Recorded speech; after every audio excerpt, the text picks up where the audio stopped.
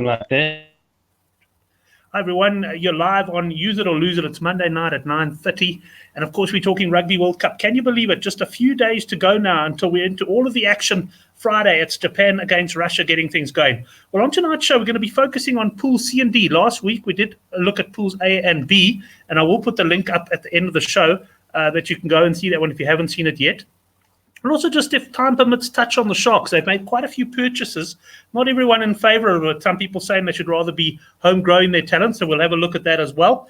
And then if there's time, I want to ask the question of which player, Jared Wright on Twitter asked the question, which player from another team would you put in your team? So we'll have a look at that. I'm going to introduce you to the guests now on the show. And let's go to the screen where we can see in the middle there's Couch Critic. It's Hein Dumont. Couch, good to have you on the show, and welcome to another edition of Monday Night's Use It or Lose It. How's it, Brent? Hi, Brendan, as well. Welcome. No, it's great being here, Brent, and finally we're here. It's World Cup week. We've been talking about it for ages, and now it's around the corner, so I can't wait, eh? Excellent. Well, good to have you on the show, and good to have first-time guest on the show, Brendan Shields from Rugby Ecology, I think it is, Brendan. Good to welcome you onto the show. I believe you're based in Australia, but are currently in South Africa. That's right. Yeah, thanks, Brent. Thanks for the invite as well. Yeah, we moved as a family just at the start of the year to Australia, but I'd be returning to South Africa quite frequently because I'm involved with skills training and that kind of thing with a few schools over here. So, yeah, good to be back. So what is that, just as, to touch on that for a second, I saw your tweet you at, I think, Transvalia High or something, or Hoërskool, I would imagine it is here at the moment in Vanderbijl Park today. So is that like a business that you had here, which you've just basically kept running since you've been over there? And are you taking it over there as well? That's right. Yeah, it's part of my business. We do skills assessments. So usually in pre-seasons, the schools get in a whole new set of young players, and so my test kind of just makes sure that everyone's technique is up to scratch, and kind of to see over a large group of kids, well, what's the work on? So what's the main issue? So usually it would be stuff like the offloads, which is always the biggest problem, but it kind of looks into passing and kicking and evasion skills and that kind of thing. So yeah, it's exciting times. The pre-season, usually at the start of the South African season, is when I get quite busy. And yeah, I'd be visiting here now for 6 weeks, and then coming back in February to kind of retest all the kids and put them under pressure and make sure that the techniques they've learned is getting stuck, So excellent. Really cool. And your Twitter handle, Rugby Ecology, I noticed you tweet on quite a wide range of matters, but focus largely on rugby and excited for the World Cup, I'm sure. Yeah, no, 100%. I cannot be more excited for it. It is quite nice that South Africa has kind of come to the party of late. I've been supporting Ireland for a good few years. And, from an Irish point of view, we've been excited about the World Cup for a long time. So now all of a sudden South Africa is also in the pot, which is great. And I think the buzz around the World Cup has never been bigger. And I'm really excited for it. What can you say? Yeah, it's great. I mean, the World Cup comes once every 4 years. And, Kach, I was telling my wife that, the soccer World Cup feels like it comes around once every 4 years. But for me, the Rugby World Cup feels like it comes around once every 15 or 16 years. It seems like ages since 2015.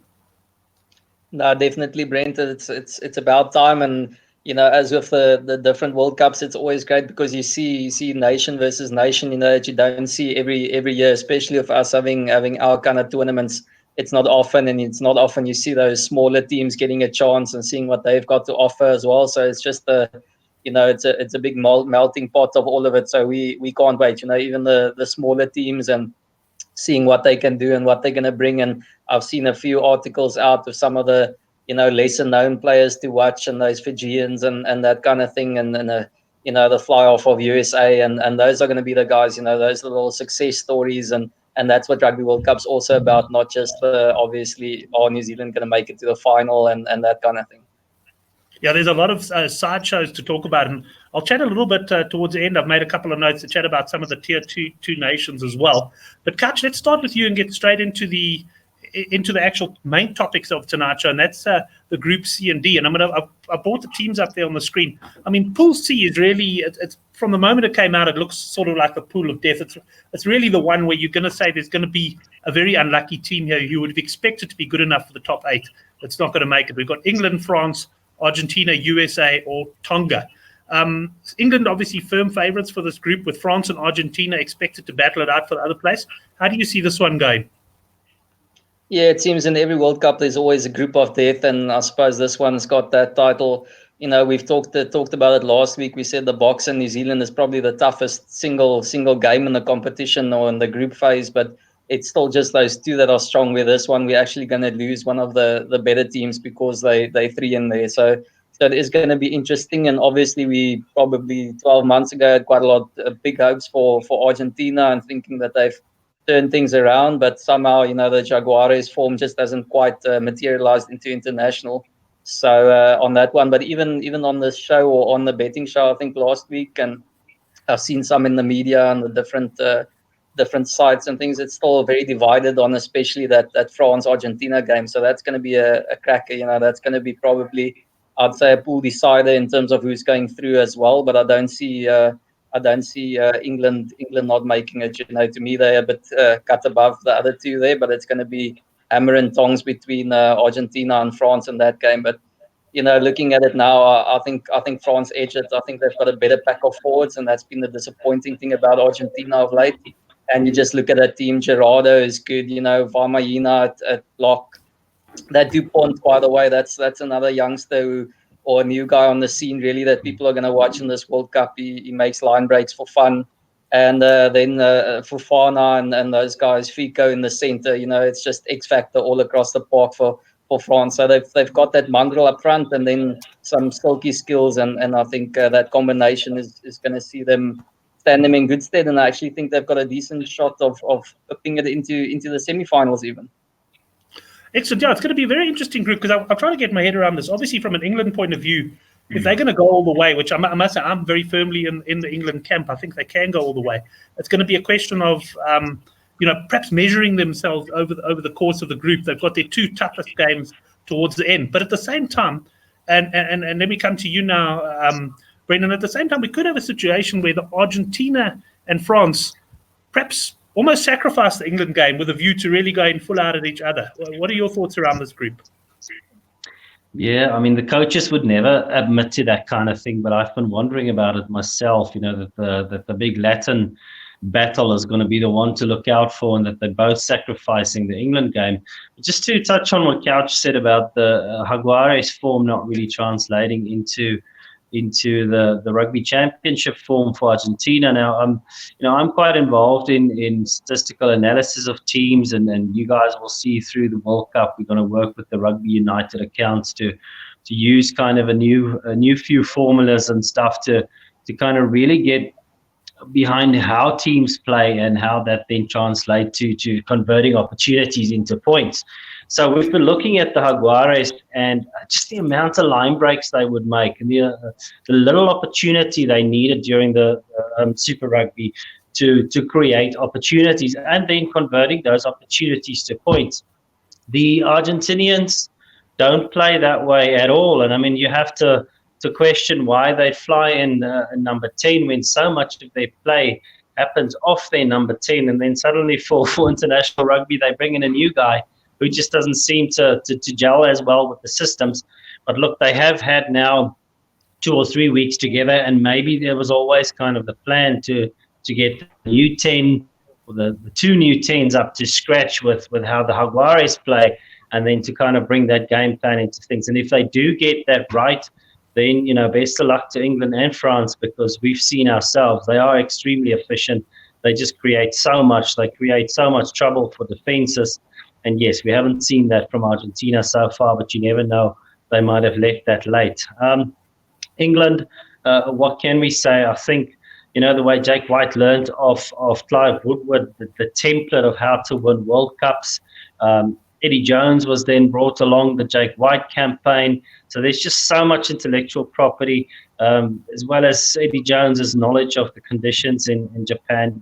How we cannot say kind of with a lot more certainty that England has to be the favourites here. I don't know, but if we're talking about this group, yeah, for me, England definitely stand out. And the France-Argentina game, how do you see that? I mean, I can tell you, I don't know. As a matter of interest, you into your stats. Let me ask you the question: Do you bet at all? Are you into the betting side? I have to. Couch is laughing because we got a betting show on Thursday nights where we just talk about betting. But I'm always intrigued. Yeah. Guys who follow stats and that, because for me, I also follow stats, but for different reasons, perhaps. Yeah.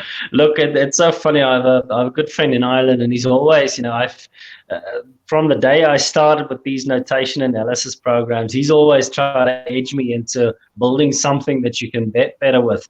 And I think the formula we built for the Rugby World Cup is slightly naughty in the sense that, its whole mission is to try and predict with as much accuracy as possible who's going to win the quarterfinals. So it's definitely got to be a tool for people who are into betting, and I might put down a few pounds myself when the system starts working.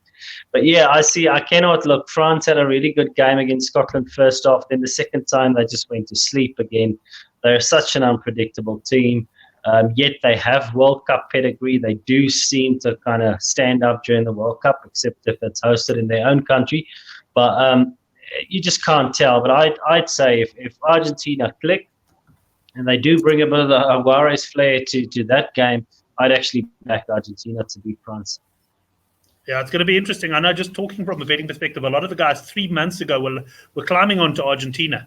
And quite a few of those that Couch and I know have now sort of started trading out, thinking that France will probably do the job. I mean, Couch, we've spoken about the 3 teams in the group. We all seem to be united in the fact that England will go through top of this group, or we'll be very surprised if they don't, and that it's a bit of a dogfight for the second spot. But talk to me about the other 2 teams in the group. Are any of them potentially cause an upset? I mean, Tonga, I think it's Tonga in the group. I mean, from what I saw of them against New Zealand, none of the teams really have to worry too much about them. But what about the USA? Yeah, Brent, I'll get onto that one just now. The only thing that I wanted to add to your topic was they play each other first up, France and Argentina. So your tactic isn't going to work about them resting on their laurels for the England game. Whoever loses there is going to go hammer and tongs to try and upset good England. Point. So that way around, yeah, that's going to happen. And then on to what Brendan said, I actually think as well that Sanchez is a great player, and they thought he was going to be this, integral to the game, and he might still prove to be. But I agree. I think he's actually kind of upset the rhythm a little bit there in Argentina, and he's almost that. He's a very individualistic kind of player, and when he comes off, he's good. But in that kind of environment, I don't think he's been great at this stage. And yeah, so I still give France the edge there. Then Brent, onto that one, I actually think a decent. A bet or concept to have is that I rate USA will comfortably, outdo Tonga in that one. I think USA have actually come along quite nicely. Probably not as well as Japan, but after Japan, they're one of those better tier 2 nations that have actually developed and built their game a little bit. So I'm actually decently impressed with the style of game that they have at this stage, and I think they'll give Tonga, a decent hiding. I don't think it'll be close. They'll have the beating of Tonga. And I think someone like Argentina will probably not even be able to rest players, against the USA. I think they'd have to stay sharp for that one. They will. And listen, I must just point out, I got a message just before we came on air from the yellowcap.com. He's just asking me, have you watched the Namibia program yet, after the way you got stuck into the Namibians last week? I actually did, Brent. I did watch it, and the only thing I heard was a couple of guys who aren't professional rugby players. So I'm still opposing them. Huh? You're still opposing them. You see nothing there to change your mind. Brendan, let's go over to you then and talk about the other teams in the pool there. Any upset potential at all, or is it really a question of they're playing for 4th place? Yeah, look, again, it's probably only New Zealand who can give a team that kind of hiding. Does look impressive, and it would have been Tonga's first run out. I think, it's one of those tricky ones. They're big boys, and you now see if France maybe lose against Argentina, and it coming down to the amount of tries and points difference, and Tonga then really just disrupting one of those two teams. So I think in a World Cup, you always have that team that's almost like a thorn in someone's side, and I can see Tonga just playing that role.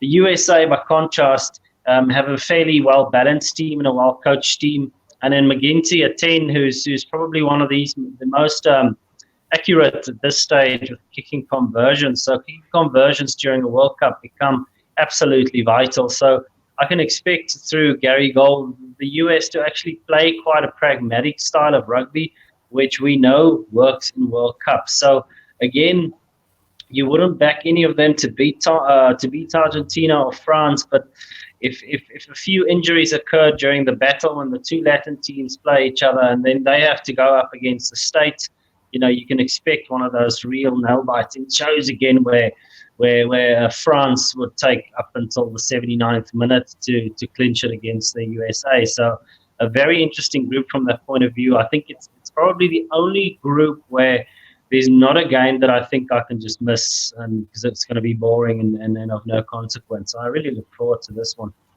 Yeah, it certainly is a tough group, and I think that's what a lot of people are saying. I was having a WhatsApp chat with Brad Bernstein, who comes on some of our golf shows, and he was saying, don't rush to back England now, because although he likes them as well, I mean, the reality is that they are probably going to have to meet New Zealand, or in the semis, potentially us, of course, if we win that opening game. But they really do have a hard route ahead. So I think it's worth bearing in mind about the English. Just to pause there for a second, just to welcome all the guys in the live chat. Good to have you on board. Look forward to any comments or questions during the show. And then, Brendan, I just want to divert just slightly there to talk about the conditions in Japan, because, and once again, Couch will immediately pick up, I've got a bit of a punting angle to this. But, are we expecting, do you think, a lower scoring tournament that we might have seen in past years? Because just to tell you where I'm coming from is, obviously I know the conditions and that the humidity, but I also get the feeling some of the lower teams are perhaps just not even necessarily closed the gap, but they've just got the capability of holding onto that ball for longer and perhaps frustrating the big boys a bit. What are your thoughts on the sort of type of tournament we're going to see? Yeah, I agree. Look, a lot of guys argue because of the heat we're going to see a lot of running rugby, and I think the opposite tends to be true. We saw now today Scotland are training with shampoo, and Wales are training with baby oil, and all kinds of funny business going on. But you're quite right, and let's attribute this to the amount of New Zealand coaches who've been all over the world. The style of putting up phase after phase after phase is something that most teams do quite well these days. So most teams are quite good at holding on to the ball. And because of that, you don't see this real fluctuation in territory and possession like you'd see a 70-30 type of statistics. It's all quite close these days. Everyone only gets, I think during the Rugby Championship, I worked out that the teams get on average 32 to 36 attack opportunities. And this would be the same for the team that wins by 60 points or the one that loses by that amount of points. So that's the only amount of opportunities you're ever going to get to make magic from. So, again, to come back to teams who have a good kicker, if you can get into the right strike range and your guy can convert with 85 or 90% every chance that you get, I tend to think we're going to see quite a few close games with around 18-12 being the average score. So I do not see the 60-70 pointers. Yes, of course, there'll be runaway games with New Zealand playing a few smaller nations, but for the whole part, I think you're right. It's going to be quite tight. Excellent. Well, Couch, I guess that's music to our ears. I mean, there's a bit of an inside joke for the guys who watch the Thursday night show, but we all know you like your hookers in rugby for the try scorer. For you to hear hookers and baby oil in the same sentence must be quite great.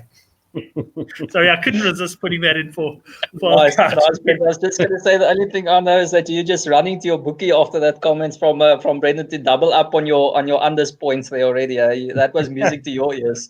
Excellent. Yeah, I mean, Henrik alerted to us the unders at Sunbet, and we got on. And see the points line's already come down 80 points since we got on there. So it's going to be very interesting but the conditions are going to definitely play a big role in this tournament.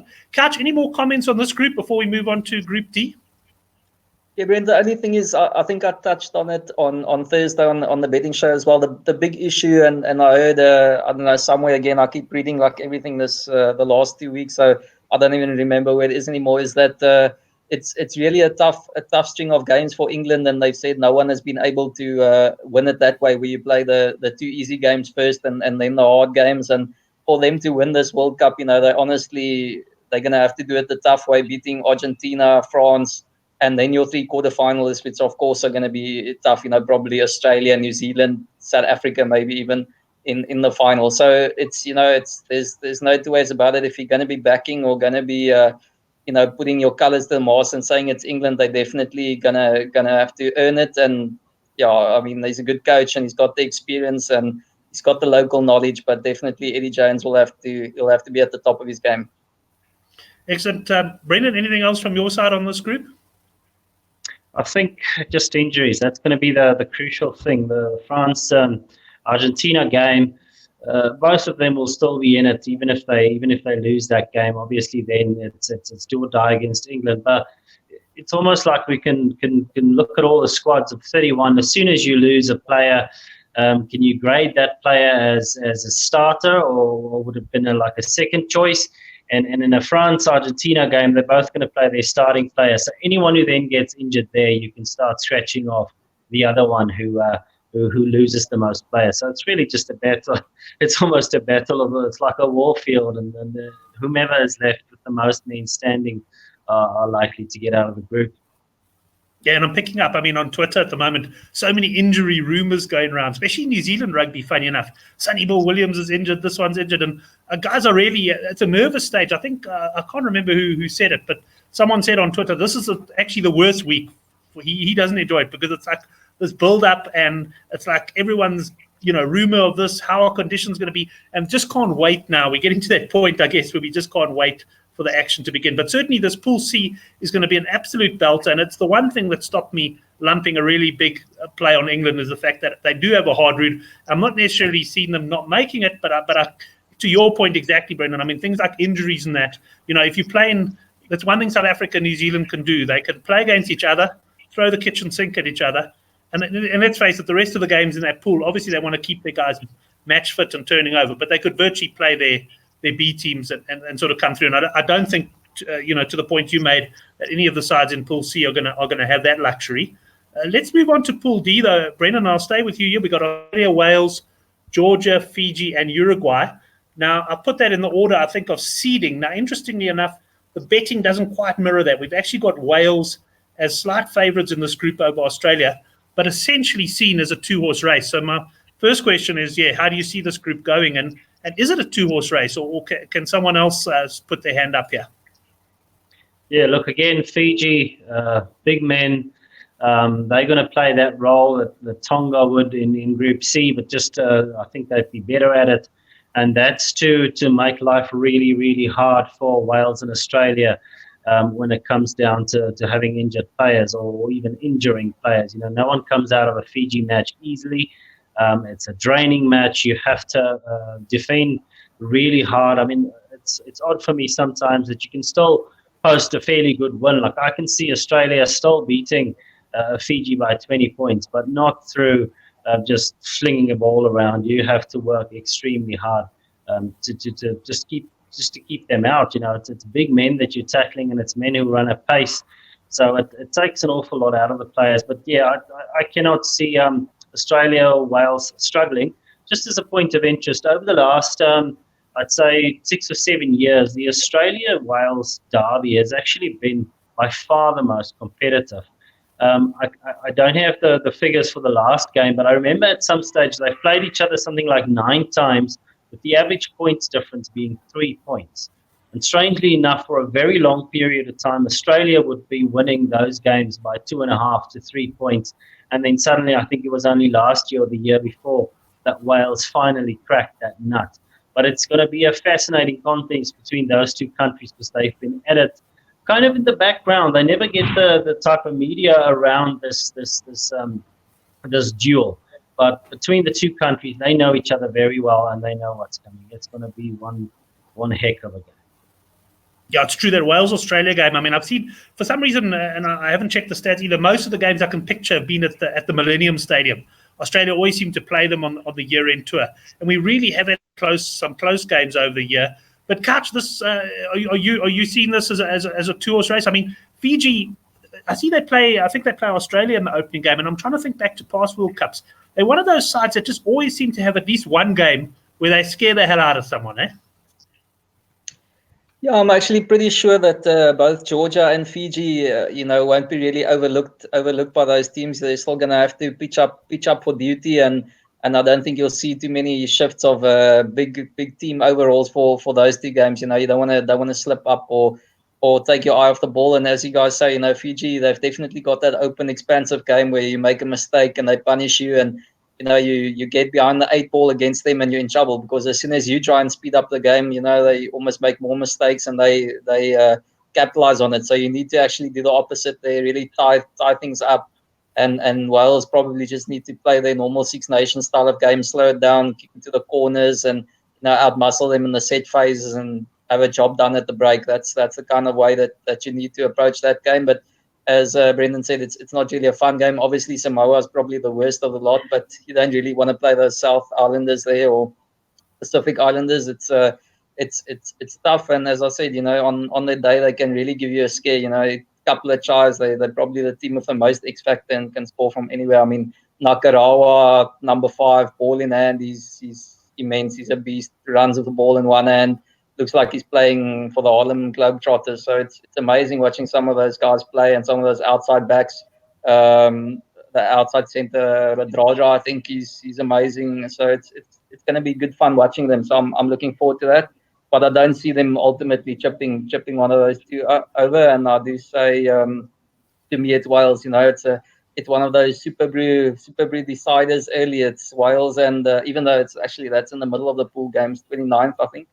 It's Wales, and Aussie is a tight one. South Africa and New Zealand, obviously a tight one, and then France, Argentina. I think are probably 3 of the games that's going to be most difficult to predict just straight out who's going to take it. But I give Wales the edge because of that. The last couple of years they've finally been able to turn over the box, and they've been able to turn over the Wallabies. So it's not something that scares them anymore. They're Six Nations champions.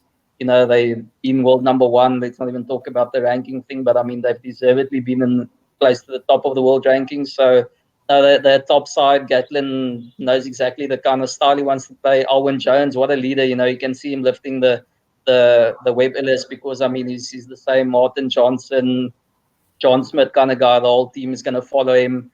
Referees, I think, respect him. So they've got the leader box ticked. The only question maybe around fly off now, and then the pack is workmanlike but not exactly dominant. So that's going to be the key. But at the back, they're very underrated. Hadley Parks and Davies there. It's George North is a great finisher. Liam Williams in the mix. Lee Halfpenny's around. I mean, this is a classy outfit, and I think they're actually one of those that is being overlooked, and they don't have the toughest draw. They could sneak by the quarters there, playing a France or someone like that, and then you in the semis, and anything can happen. And they, as I said, I think they might have the easier one. They're playing perhaps the Springboks in a semi-final. So I think Wales are one to watch. Yeah, they certainly could be. They certainly do have potentially the draw in their favour there a little bit. I can tell you, Brendan, the one thing I can't get out of my mind, I was ready to write Australia off totally. And to be fair, I still don't see them winning the tournament. But there was that one performance, I think it was in Sydney against the All Blacks in the Rugby Championship. So it was their home leg, where they just turned in the best performance from an Australian side for years. And they haven't shown anything like that on their games on the road. They were well beaten by New Zealand I think it was at Eden Park. They were beaten by us up in Johannesburg. But I can't get that performance out of my mind. It just makes me think that perhaps there's a little bit more to Australia than what we're giving them credit for. Yeah, Brent, the funny thing with Australia, and this is now from the analysis we took during the Rugby Championship, they create on average about 16 clear try-scoring opportunities in a game. To give you an idea, New Zealand over the same period would create about 12, and South Africa around 9. So Australia create an awful lot. Their issue is they haven't been able to round it off, and I don't know if that's because of confidence. Also, when James O'Connor returned as a footballer at number 13, remember these guys, Australia almost looked like a mini Fiji at this stage. They have Koroi Beti, they had Kuridrani, they had Zarevi, and all these island-type guys who, we all know their skill set. They run extremely hard. They can play with ball in hand, but they're not really the best strategists. They're not really ballers in the sense that they can kick strategically and fall back and kind of know where to attack space. And I think James O'Connor returning, and then Christian Liliafano making a huge difference. I think Flatley is a confidence player, and he was the type of guy who, when the going got tough, would start missing his kicks and just kind of disappear a little bit, as he did in Joburg when they played. And then suddenly Liliafano comes on. He's got some northern exposure. He played for Ulster, but obviously came back from cancer. He's a fighter. He's a grinder, and that's the type of character I think it's going to change. We always perceive the Australians to be slightly cocky and slightly arrogant, but in Pocock and in Liliafano at the moment, both at the front and at the back, they have these really sturdy characters who I can just see pull together during a World Cup. And I think just like Argentina, in a sense, Australia does have World Cup pedigree. They do tend to come around during World Cups and just get it all boiling together. So for me, I've always thought of them as a total dark horse. I think they might surprise a lot of people. Wales, for me, wouldn't know how to play Fiji as well as Australia would, because, again, Australia has so much in common. I mean, the Fijians play in Australia's version of the Currie Cup, the NRC.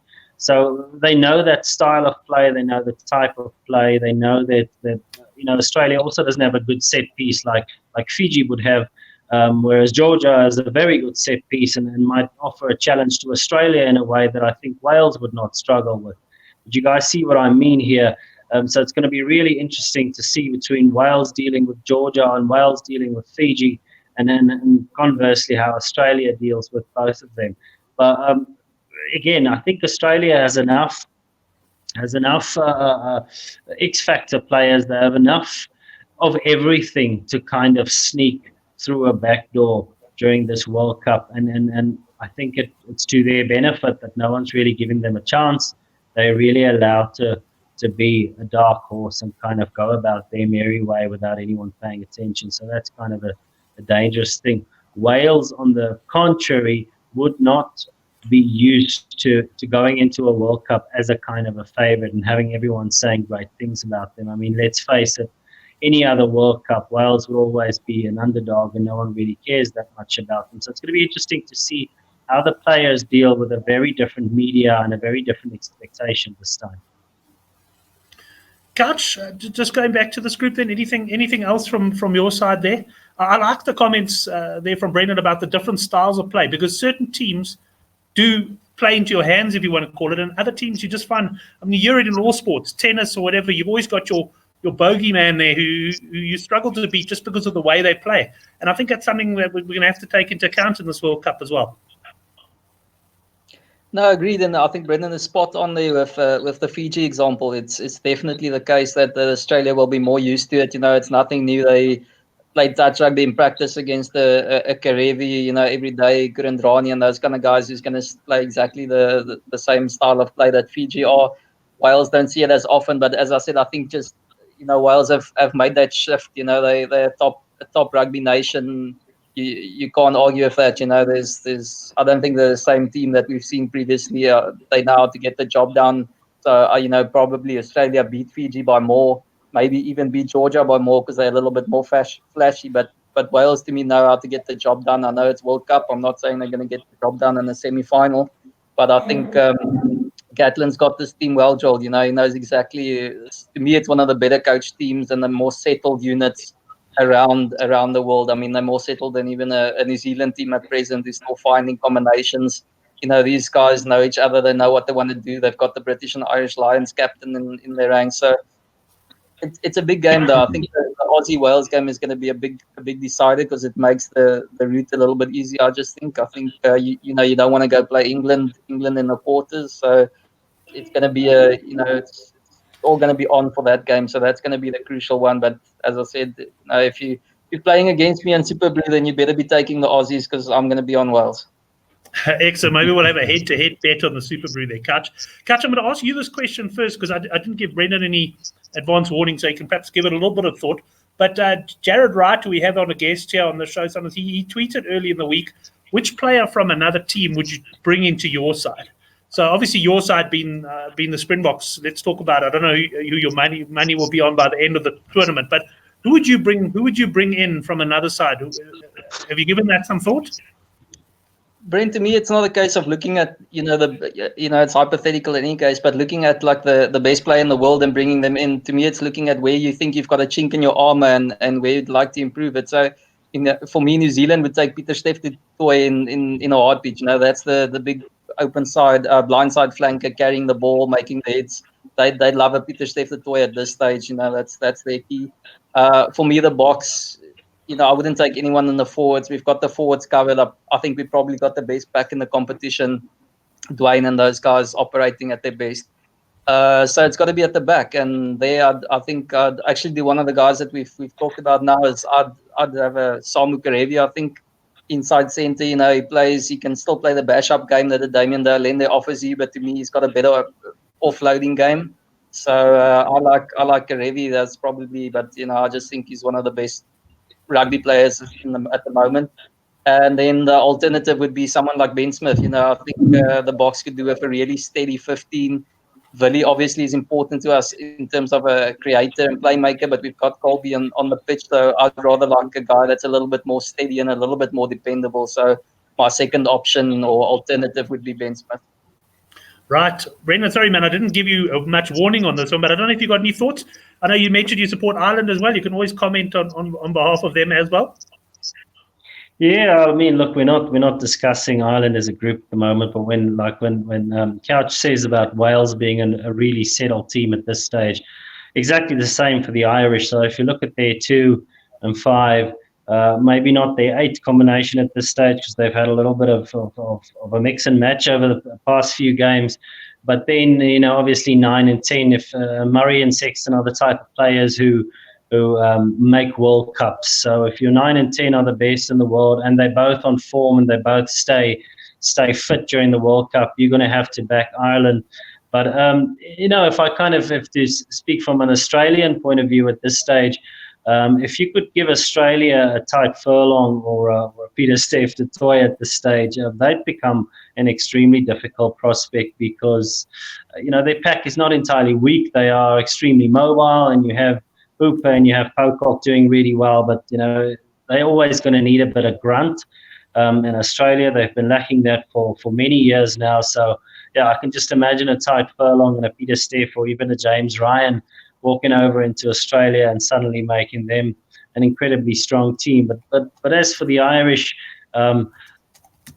injuries is going to be the one thing that can nail them. Rob Kearney is extremely important to everything they do and how they play.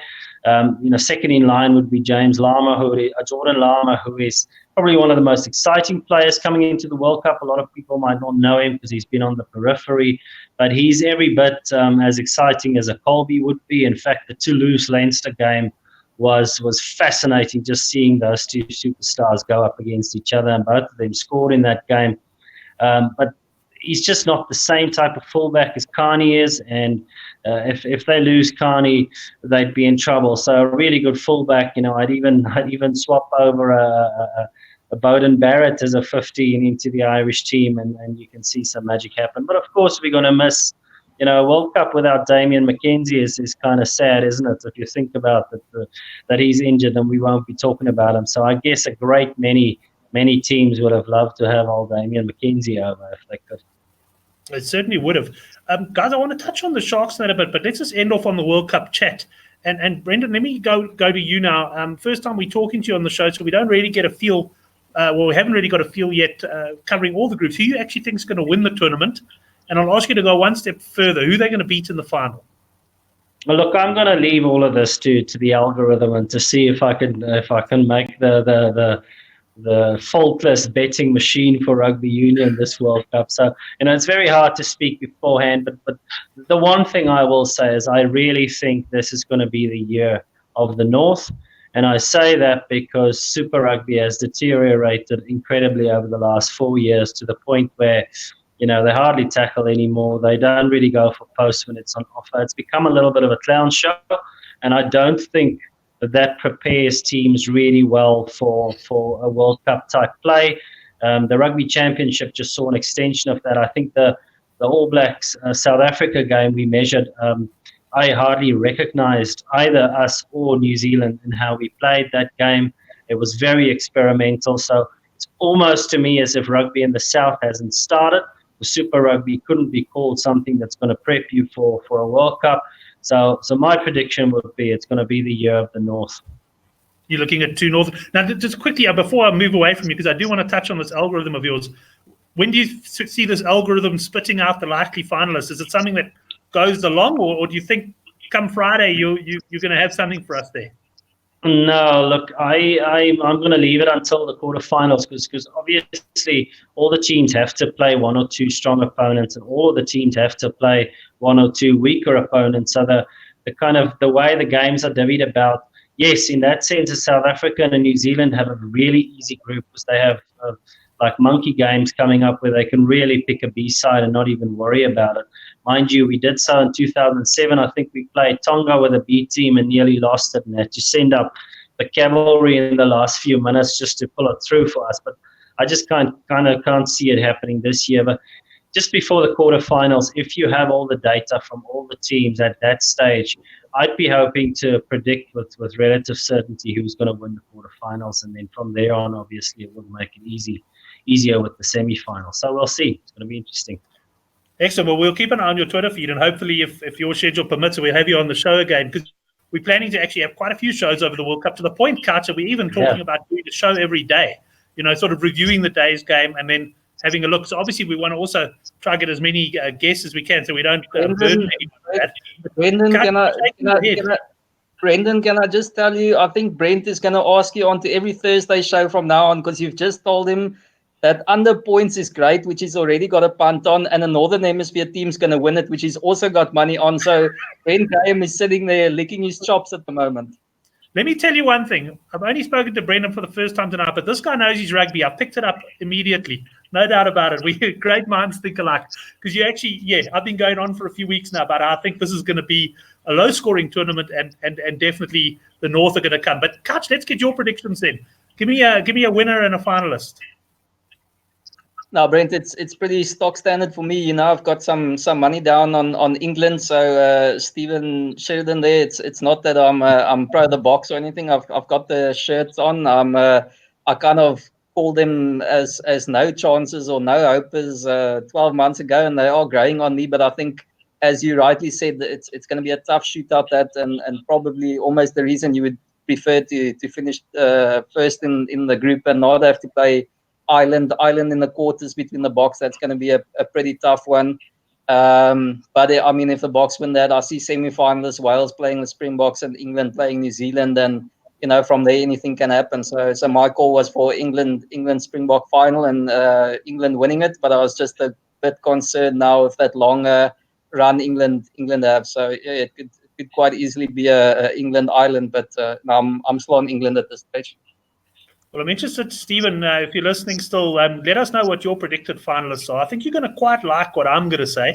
I like England in the final against Ireland. That's where I'm going. I do agree that, and we all talk about the quarterfinal against Ireland as though New Zealand have beaten us in the opener, really, which is obviously far from the case. In fact, although I actually give the Boks a good chance of winning against New Zealand, for some reason I can't get this Springbok v Ireland quarterfinal out of my head. I think it's because a year ago when I looked at things, I had that quarterfinal in mind, and I'm battling to see past that.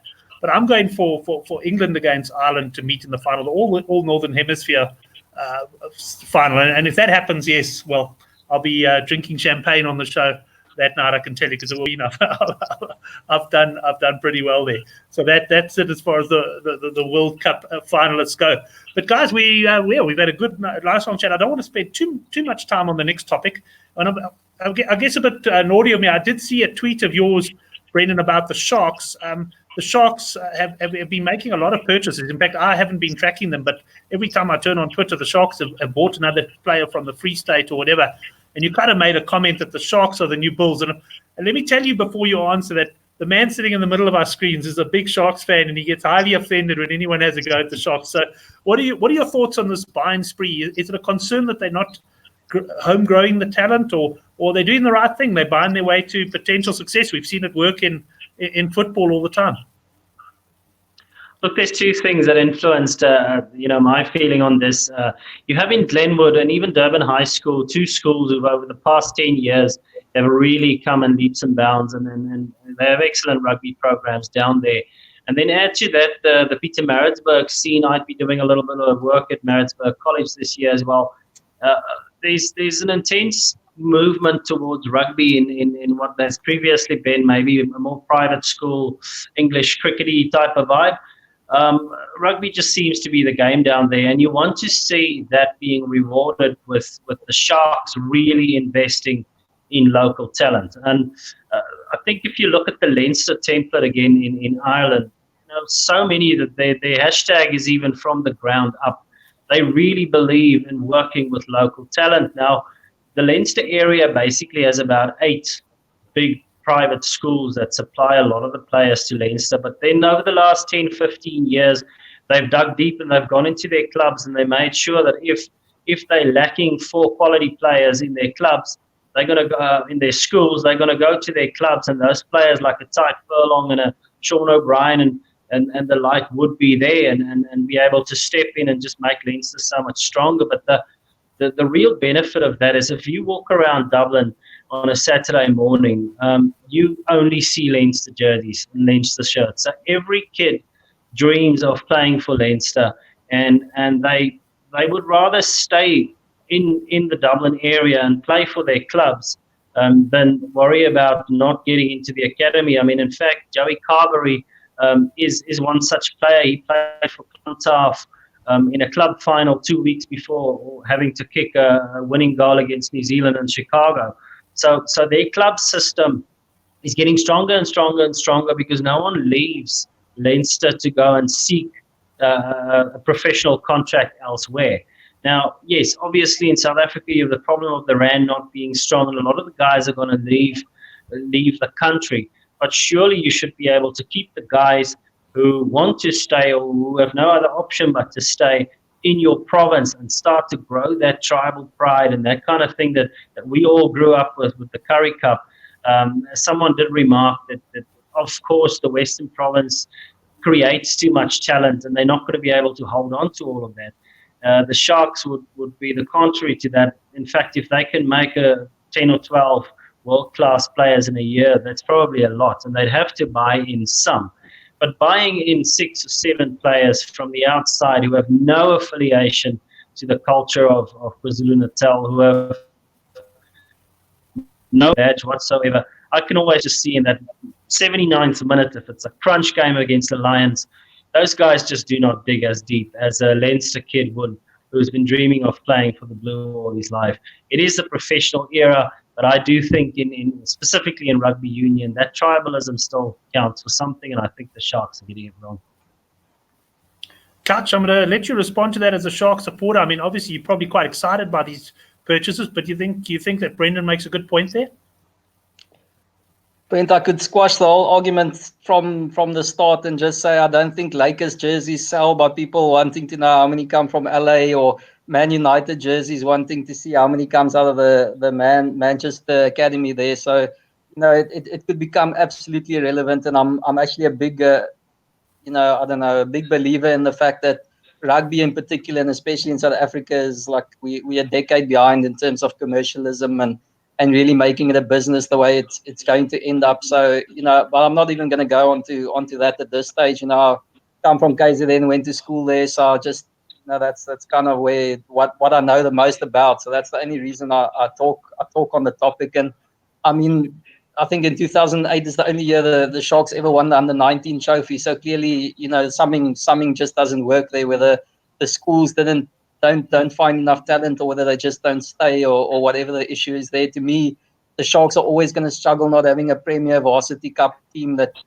talent can go to. That is the big thing in modern day rugby in the past 10 years is kids want to be able to play Varsity Cup. That's your step up. The Sharks can't offer them that. They can have an academy there for promising you whatever. You're still going to want to play Varsity Cup rugby, and that's the issue. I mean, in the Cape, you can play Marties and UCT, and they've got 2 different academies to go to. So it's just always going to be there.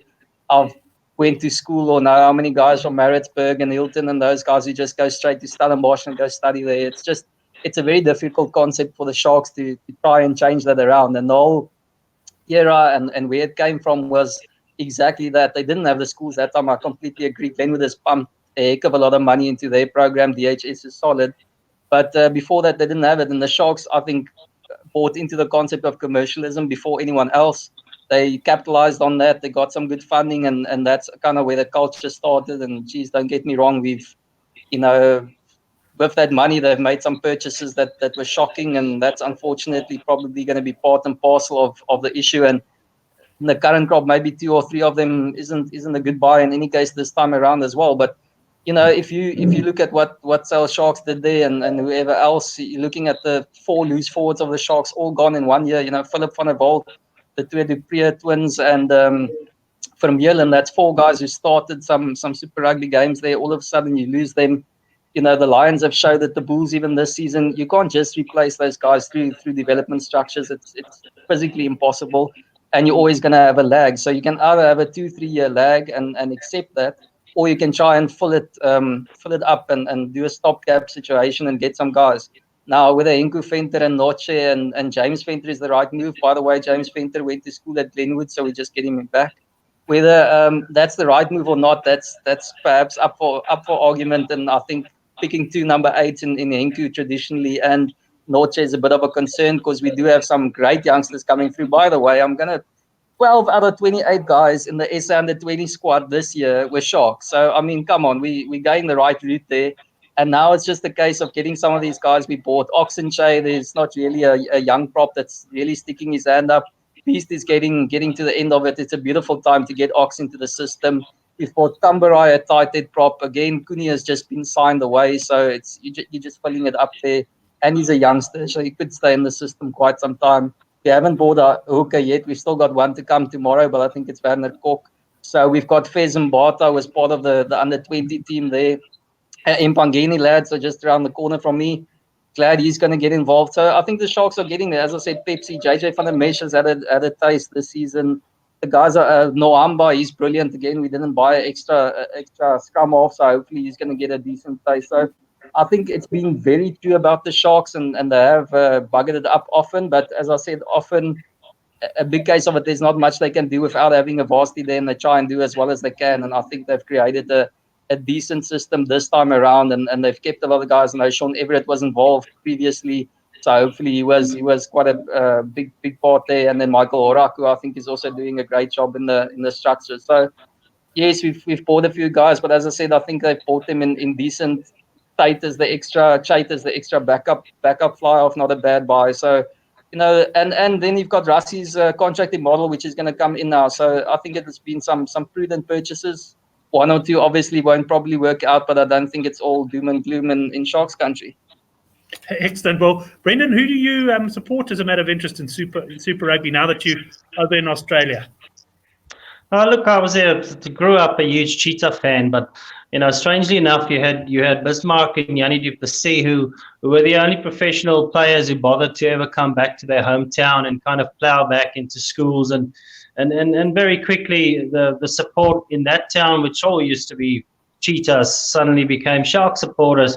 And at this stage, I don't even think the Cheetah squad has a player from the rural areas in its own province, in its setup. And I think to couch a few, some areas like Man U or the Lakers or whatever, and in big cities, and I hear you around Durban as well, that the culture was brought in to kind of buy teams, and people are comfortable with that, and that's fine, and they've been successful. The Cheetahs not so much. I mean, it's a rural area, and you kind of want your boys to be playing, and you want Cheetah guys to come to your town and kind of train with the kids, and that's how you build that ground support. And that's all but kind of went by the wayside, because everyone now just goes to Marty's and pretty much buys up whatever you feel you have a weakness within your squad. So you wouldn't, like a Leinster, I was lucky to be involved with their under 15 squad many years ago, where the whole deal was to make sure at under 15 level you can unearth that 1 or 2 players who might become good professionals. So you're not looking at a Craven Week style star player. You're looking at players with good technique. You're looking at guys who are working extremely hard, and all of it just geared towards bringing in local kids to to play well. So I think, what I get from Couch as well, if the Sharks can now use this platform and get good results, that brings people into the stadium and that brings more money for your development projects. And yes, I think I was at the Craven 2 years ago now, where the Sharks played in the final. I think Panamesh was in his first year there. And it was a lot of Zulu kids and a lot of English kids, and they played cracking rugby. And it will be interesting from my point of view to see in the next 2 years how many of those boys are coming through into the Sharks top structures, or are they being kept away by guys being brought in from the outside. But yeah, I support the Cheetahs, and I used to support, funnily enough, before knowing I'm going to go to Australia, I used to support the Reds around the time of Guinea and when Cooper was playing. And it was a really exciting team at that stage who played the game differently. And it's kind of fun to now be in the city of the Reds. And I think Brad Thorne is doing exciting things, playing the totally changing how the Reds play. They're not going to be flinging the ball around anymore. They're going to become quite a pragmatic team moving forward, good set pieces and that type of thing. They have a good schoolboy system there as well. So it's really, they have no excuse. The Reds have no excuse then to be one of the top teams in the world. So the fact that they dropped the ball to the extent that they have was not a good thing to see. But it's going to be interesting to witness how Brad Thorne changes things around and if they can start competing. It's something that I've always compared, and I've never been to Brisbane. I've always compared, in a way, Brisbane to Durban, just in terms of the fact that Brisbane also seems to get times of the year where it's pretty humid there. And as much as teams want to fling the ball around, they probably shouldn't, because that's what I often find with the Sharks as well, is the conditions just don't lend themselves to playing running rugby sometimes. And often the team tries that. And I often got that feeling about Brisbane. Is that a correct perception, or is Brisbane not at all like Durban?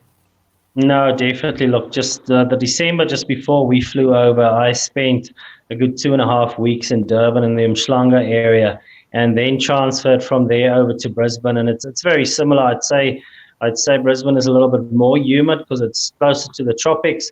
But yeah, the same thing would apply. And when the rainy seasons come, look, the Shark teams we know and love were the teams who kind of invented the pick and drive, and through Ian Mack and those guys.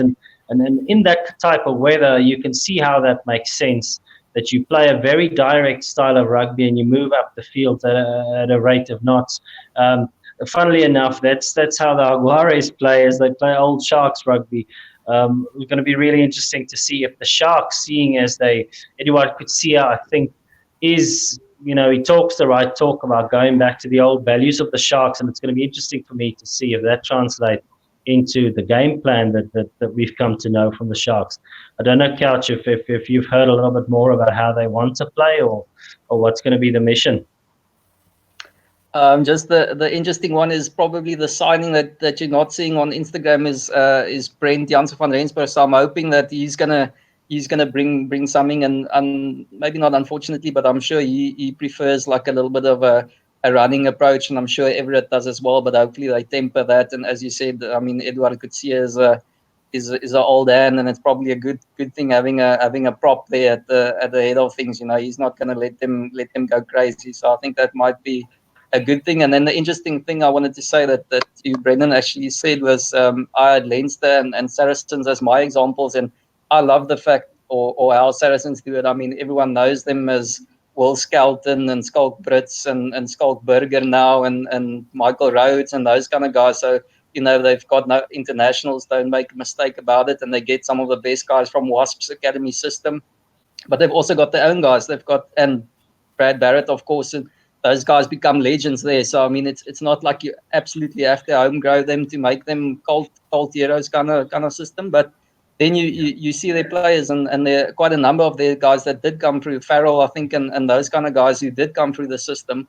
Even the Vunipolas were part of them from a young age, and Jamie George. So that's I think the nice blend is getting that thing where you do get your academy working and you get them producing some guys, and then you top it off with these internationals, and it almost just keeps rolling that way because you keep plowing this experience back into it. And as you said, you get the money and that kind of thing where you can boost the academy at the same time. So to me, Saracens have pretty much kind of got the template going there that I'd like to see professional teams going. And then the other thing is obviously we completely understand it if Cheetah guys not really fond of us since we've been ransacking them over the years. But as I said, they've got I think a lot of people make the mistake thinking that everyone at Grey Bloom comes from Bloemfontein. They also buy players indirectly. It's just they buy them a lot earlier. I mean, both my brothers went to Grey Bloom, and I tell you, they're not within 1,000 k's of Grey. So, it's the modern game. It's where do you say when is a player bought and should he be born in that place and that kind of thing. As we say, it's probably about where you go to school, but Bloom has created that culture where everyone wants to go to that school. I don't see people in the Cape saying he wants to go to Glenwood. So it's not something that's just gonna turn around. So you're saying that you can only have guys from KZN going to Glenwood and then into the Sharks, which obviously creates a bit of a problem. Excellent, guys. Thanks very much. I think let's wrap it up on that. Just a comment here from Lonely Boy. He's excited for the World Cup and he's watching the game at his Kiwi mate's house with his family, and he'll be shouting for the Boks there. So that's certainly a nice one. I'm just very happy that my plane lands a couple of hours before the Boks game in PE, so I will at least be able to watch that. Brendan, how much longer are you in the country for? I'll be here till the middle of October, so it's kind of a good thing. I'm missing my family and the kids and everyone at home. But like my wife even kind of cheekily looked at me and said, "How did you plan this trip to South Africa? Were you going to be able to sit and just rugby it out for 6 weeks in a row?" And it just coincides with it being the World Cup. So it will be probably the World Cup that I would be watching the most hours of rugby because I literally have nothing else to do. But yeah, I return around the 15th of October. Excellent. Well, we'll be in touch definitely. Couch, good to have you back on the show. We'll be talking as well, as I say, hoping to do loads of shows during the World Cup, and certainly I know you'll be hosting a few of them. I'll be away, perhaps appearing as a guest on occasion, but can't wait for the action to get going. And just a big thank you to all the guys in the live chat, boys. Value your contributions. And if you are new to this program and you're watching perhaps the replay and you haven't subscribed yet, do go down below and subscribe. And I've also put the Super Brew link. 500 Rand gets you into the pay-to-play Super Brew. Everything gets paid back as prizes. We're looking to build a massive pool. I'm starting to get the SMSs from the bank saying 500 Rand deposited. I'm almost up to a positive balance now after about 40 guys have come in and paid. So, yeah, I promise you I won't skip the country with the money, guys. If you enter your Super Brew, enter that. We've also got a free one sponsored by World Sports Betting. But thanks, everyone, for watching. We can't wait for Friday and also for Thursday night for the Handicap Rugby Chat That Matters.